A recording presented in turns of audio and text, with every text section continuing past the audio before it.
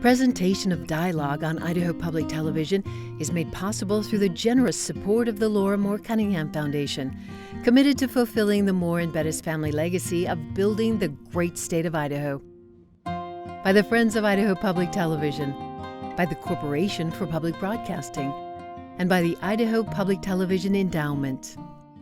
I was willing to accept my mortality. If I was in the wrong place at the wrong time, as much as I didn't want to go, I'm willing to go. If I get shelled or something like that, I just did not want to get kidnapped. Coming up on Dialogue, a conversation with two-time Pulitzer Prize-winning journalist Steve Coll. We'll discuss his latest book, and Coll shares his thoughts on threats to journalism today. That's Conversations from the Sun Valley Writers Conference on Dialogue. Next, stay tuned.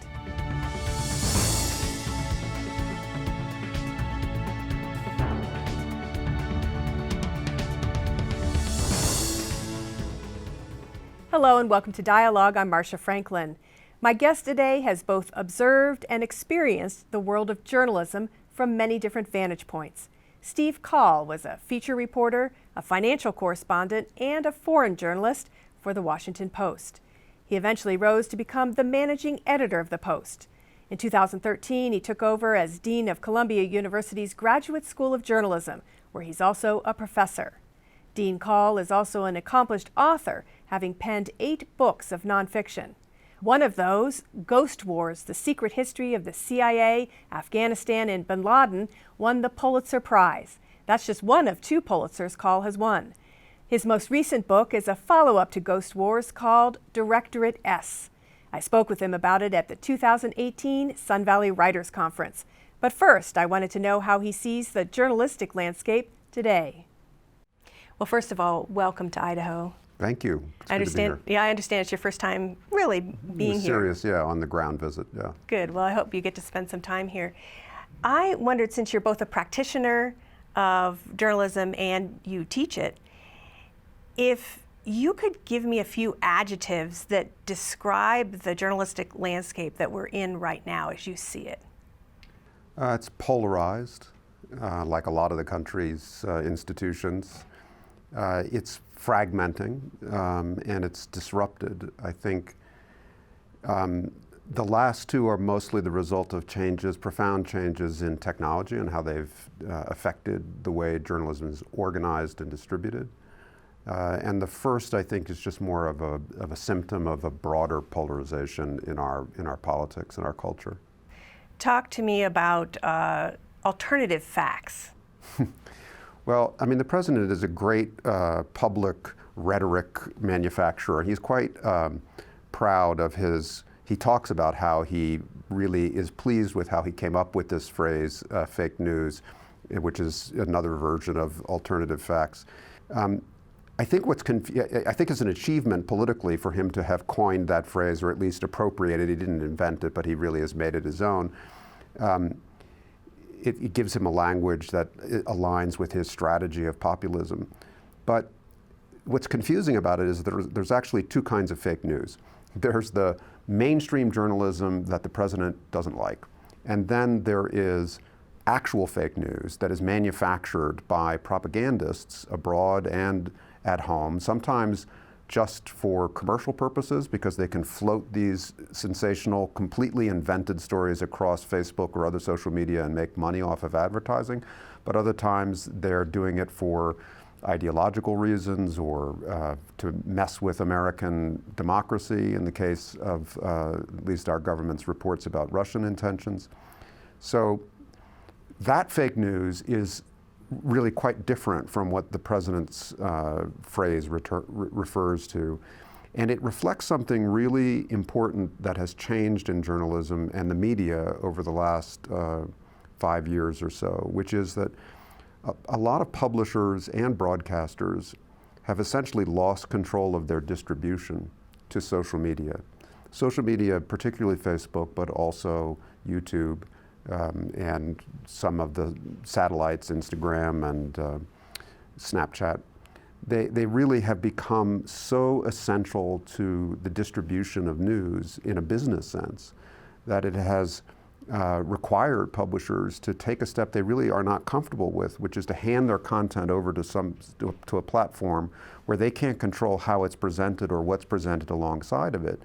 And because those platforms are designed to be open, they've invited all of this other kind of propaganda manufacturing. And so you have this very polluted ecosystem. I mean, if I were consuming my news from social media, I wouldn't know what to trust, because structurally there is absolutely invented, false, crazy, Martian kind of stories alongside stories that may be partially true but very ideological, alongside stories that are written by professionals and intended to be entirely reliable. So it has really changed the environment in which citizens have to evaluate what news they're going to trust. Well, in fact, we saw this in a community not far from here, Twin Falls, Idaho. There was a manufactured story that thousands of Syrians were going to be moving in, that some Syrians had already attacked a young girl, and we know now that there was Russian interference here in Idaho. Yes, this is quite a well-known case around the country. It's often pointed to. How can citizens parse this? Do you think, for instance, we should start having mandatory media literacy classes starting in, junior high school? Well, it's been attempted, and like civic education, it seems like a great goal, and I'm sure it wouldn't hurt, but it has tended not to achieve all of what those programs set out to. They've been difficult to really sort of distribute in a way through the school system that works.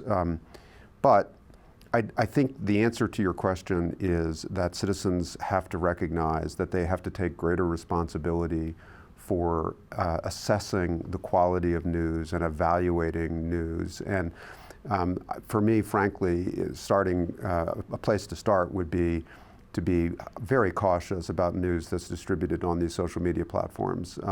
It may carry the name of a trusted news organization. Let's choose one on typically located center right, say Fox News.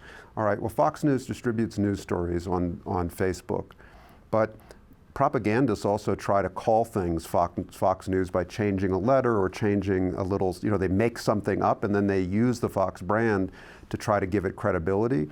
And if you're a person who thinks, well, I'm generally going to read Fox News and think that that's approximately accurate, you're not, on social media, you're not even sure you're getting what you trust. So go to the actual website. So go to the actual website, or go to the broadcast, or go to places where publishers are in control of their own distribution, basically. Are you concerned right now about the reputation of the profession that you, I know, care greatly about? Yeah, I am concerned. Of course I'm concerned. I think the polarization and particularly the denunciation of the credibility and the legitimacy of professional journalists is unhealthy for the country. I think it will exacerbate the inability of our country to come together around a common understanding of some of the very difficult problems and challenges we face. It's just not healthy that one party, self-identified Democrats, think the media is doing a fantastic job, and self-identified Republicans think it's doing a terrible job and can't be relied upon.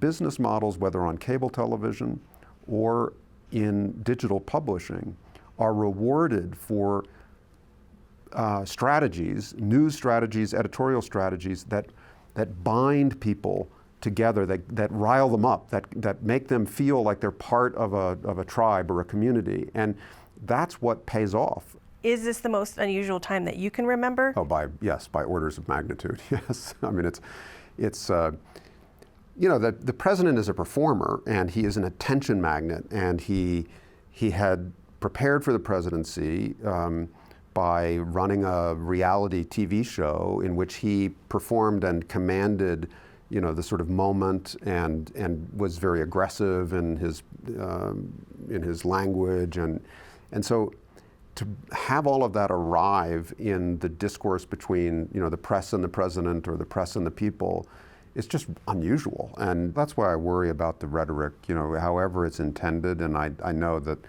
I take the president with his tongue in cheek a lot of the time when he's making these remarks. But the reality is that when you create a rhetorical environment that incites violence against any group, my experience internationally as a foreign correspondent, someone who's worked in a lot of different parts of the world, is that if a leader creates an environment that invites violence, violence usually follows. You know, the Founding Fathers protected journalism for a reason. It makes government accountable to the people. It holds government transparent to the voters. It helps to educate citizens at its best about very complicated public policy issues where they're electing representatives to steward their interests. And so, you know, journalism has been fundamental to the health of American democracy right from the beginning. Well, without a robust First Amendment, you would not have been able to write That's for sure. Directorate S Yes. or any of the books that you have written with the plaudits that accompany them. We don't have a lot of time, but I do want people to read this book. It's important. It's a follow-up to Ghost Wars. Talk to me about why you wanted to spend another 7 years essentially writing a sequel. Well, it was, I mean, I took up Ghost Wars partly because I thought after 9/11 that Americans, but also Afghans and Pakistanis, needed a reliable history of how we had gotten to 9/11. And in fact, the book is popular there, or has yes, been, hasn't it? Yeah. And so it was the same framework of motivation this time, which was that, you know, hundreds and hundreds of thousands of Americans served in Afghanistan after 2001. With the rotations, you know, people go over for 6 months or a year or 2 years, and they People from Idaho have gone. People from Idaho have died there. Yes, of course, and the greatest number in military service, but also people go over as aid workers and contractors and diplomats, and often on. It's a place. If you've been there, you would probably agree that it's really a place like nowhere else on earth. I first landed up there as a young foreign correspondent. The landscape alone, but the culture, the hospitality of the Afghan people, and so I think a lot of people who went over there were struck by the place, maybe moved, maybe confused, maybe alienated from it, but it was an important part of their lives to pick up and go that far away. Many people hitchhiked in the 70s across the country. It was part of, yes, it was a much more peaceful country in the 1960s. And so I think a lot of Americans at different levels, including in the highest levels of decision-making in the government, remain puzzled and frustrated about why we couldn't achieve our goals over there, why we struggled to this day to defeat a ragtag militia with no air force and no anti-missile, no anti-air We're still asking those questions missiles. about Vietnam. Yes, and how did we get from our good intentions to this kind of result? And so that's the narrative of the book. And you really hone in on the ISI, would you say it's kind of the equivalent to the CIA in America, in Pakistan? And then within it, Directorate S, which looks at, it's an anti-terrorism unit, ostensibly, within that. Yeah, it's the name the Americans give to the secret organization in Pakistani intelligence that has over the years aided the Taliban and sometimes, at least indirectly, aided Al-Qaeda. And we helped. We used to work with them. Yeah, we helped them during the Soviet War. Yeah. And infused them with money and ambition, and so there are a lot of reasons why the United States has failed to achieve its goals in Afghanistan since 2001, including our own decisions and our own failures. But I think the success of this covert action policy by Pakistan and the sanctuary that the Taliban has enjoyed throughout the war across the border, which was one of the reasons why the Soviets were defeated in Afghanistan. They couldn't reach the Mujahideen as they went to Pakistan to reset, to refit, to train, to gather arms, to be treated in hospitals, and then come back into the war. it's very difficult to win a counterinsurgency war when the other side has a sanctuary like that. And Directorate S is at the heart of why that sanctuary exists. Right. And did you come to any conclusion at all about whether our marriage, if you want to call it that, with the country of Pakistan should continue, or whether it's time to part ways, Well, Pakistan will remain, and it's a very large country with nuclear weapons, and it's engaged in conflicts in a very unstable part of the world. So it's in our interest to engage with Pakistan to keep track of what Pakistan is doing. I think holding Pakistan accountable for conduct that is detrimental to the United States or that kills American soldiers on the battlefield in Afghanistan is a reasonable source of pressure. And how to do that? I mean, President Trump has stepped up in some areas in terms of drone attacks, instead of putting the country on a watch list for terrorism funding. Suspended aid. They are taking a more they're looking for fresh approaches and fresh ideas, because I think the president wants out of Afghanistan, and he doesn't want to leave dishonorably, he doesn't want to leave chaos behind, but he does want to change the grinding stalemate that we've been involved in. So do you like his approach? Well, I think most recently, yes. I think his administration has talked about political negotiations to reduce the violence, to find some way to settle the war that would be good for everybody. So yes, I do. His spokespeople have said things about taking a new look at political negotiations, including with Pakistan, that are more oriented towards a peace settlement than the Obama administration ever attempted. Well, the Obama administration, did it not have secret negotiations with the Taliban? That's one of the threads in the book, and it's a fascinating story. They had secret negotiations with the Taliban, looking for a way out themselves, particularly after the death of Osama bin Laden. And the talks failed. They went on. They're fascinating. They went on for about 3 years, and the reasons they failed are interesting. And I think the Trump administration is trying to learn lessons from that. Do you think we should be talking with the Taliban again? Yeah, I think we should be talking to the Taliban. It doesn't mean that there's much prospect of a grand peace bargain, but because some people would say, "Oh my gosh, you can't talk with them." Well, the Taliban are a reality.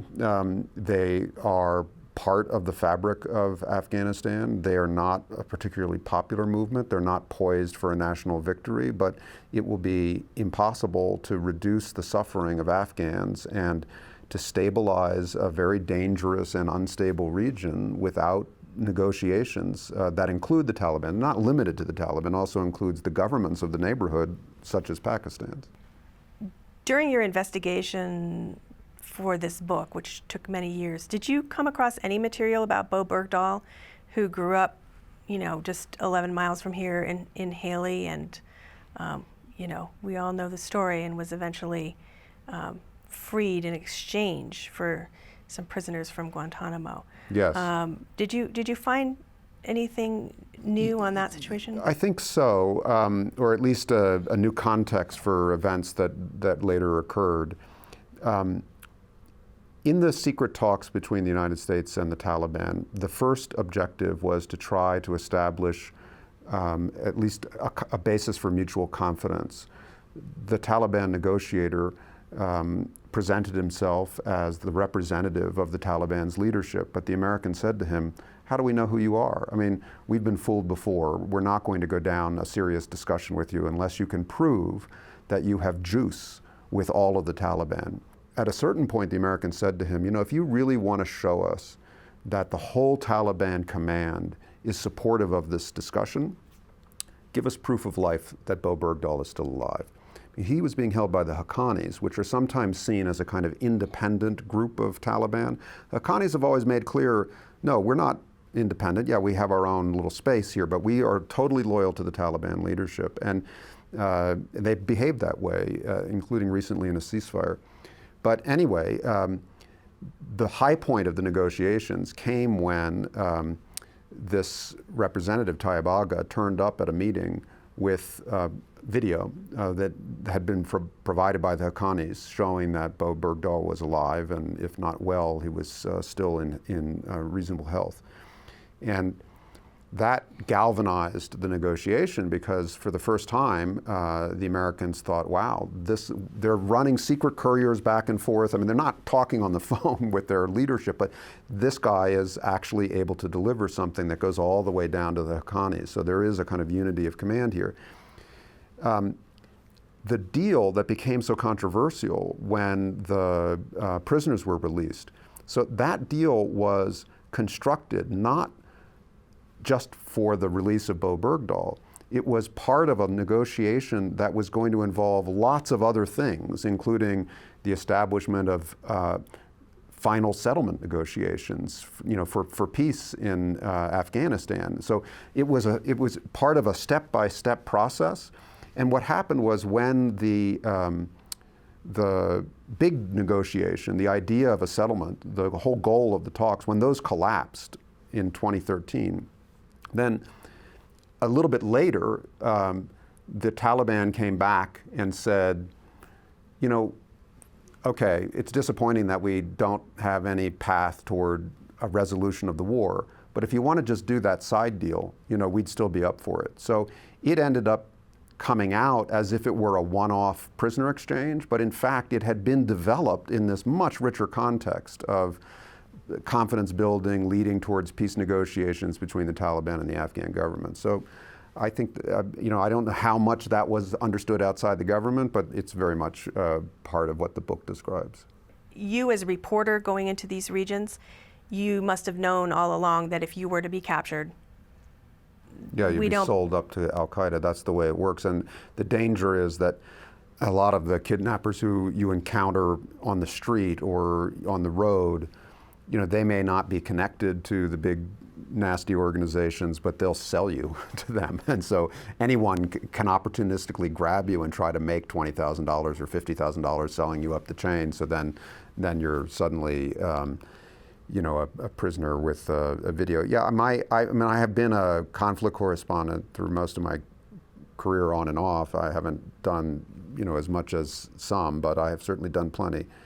And my philosophy always was, really from the first time I had to confront a war environment, was that I was willing to accept my mortality. If I was in the wrong place at the wrong time, as much as I didn't want to go, I'm willing to go. If I get shelled or something like that, I just did not want to get kidnapped. It just seemed like it was such an unpleasant ordeal and so painful for many other people in your life. So a lot of my personal security management when I go out to any place that's like that is really about kidnap prevention, because it's you can't be foolproof, but if you don't concentrate on it, you can really make mistakes. Well, it worked, unless I'm looking at a hologram of you. Yeah, and I feel like I may be at a point where I should stop pressing my luck. Well, as we begin to wrap up, what, if anything, surprised you the most as you researched this quite extensive book, which is not only a tale of political intrigue, but also has a lot of personal stories in it as well? Yeah.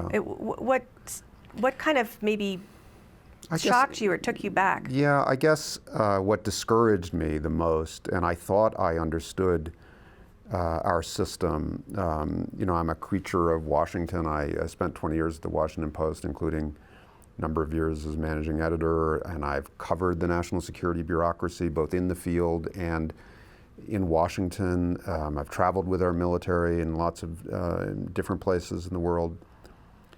And I was nonetheless surprised, particularly during the Obama administration, how dysfunctional the war was in a lot of ways. Our government is so siloed. The Pentagon... Stovepiped, I think you said. Yeah. I mean, the Pentagon fights its war, the CIA fights its war, the State Department does its diplomacy, they meet at the White House, and they sort of wrestle about what the priorities should be. And then some document gets distributed to each department saying, well, these are the goals that we have. And then everyone just goes back to doing what they wanted to do. I mean, it's a reminder that if you, as President of the United States, you really have to assert yourself to get the system to cooperate internally and to really align itself. But on Afghanistan, we didn't. You know, the White House just let the stovepipes run in their own zones, and I found it very discouraging because here was a war where, you know, thousands of Americans had lost their lives. Many thousands were still in the field. We had made certain commitments to the Afghan people when we went in. We still had interests in the region and counterterrorism and other things that matter.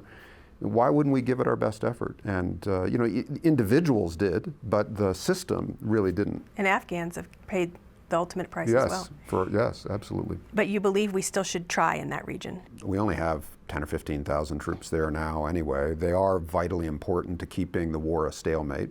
If you pull out the equation that has kept the government in the fight, kept the stalemate there, then the result is predictable. There will be a civil war. It'll be very violent. It'll be highly destabilizing.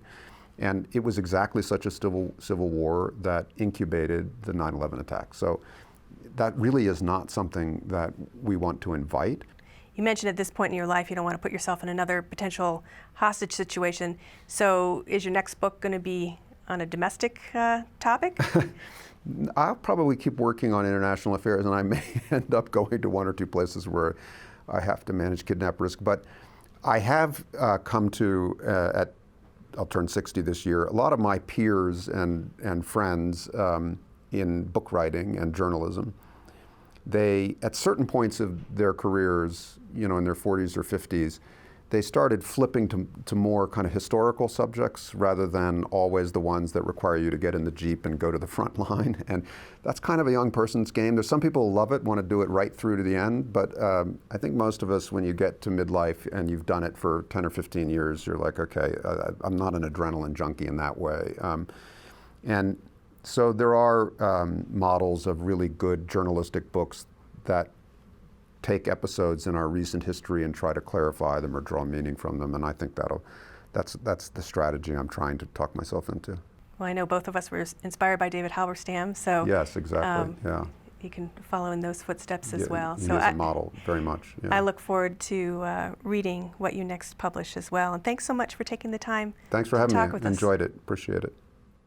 You've been listening to Pulitzer Prize-winning journalist Steve Coll. He's also the Dean of the School of Journalism at Columbia University. Our conversation was taped at the 2018 Sun Valley Writers Conference. My thanks to the organizers of that renowned event for letting us interview some of their speakers. For more information, including how to stream the more than 50 interviews we've done at the conference, check out the Dialogue website. Just go to idahoptv.org and click on Dialogue. For Dialogue, I'm Marcia Franklin. Thanks for tuning in.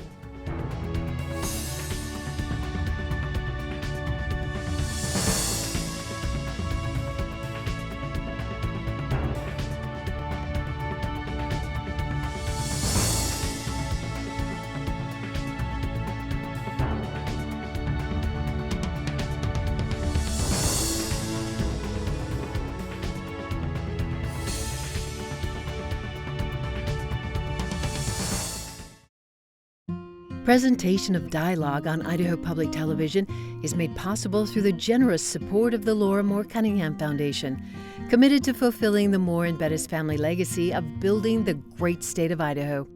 By the Friends of Idaho Public Television, by the Corporation for Public Broadcasting, and by the Idaho Public Television Endowment.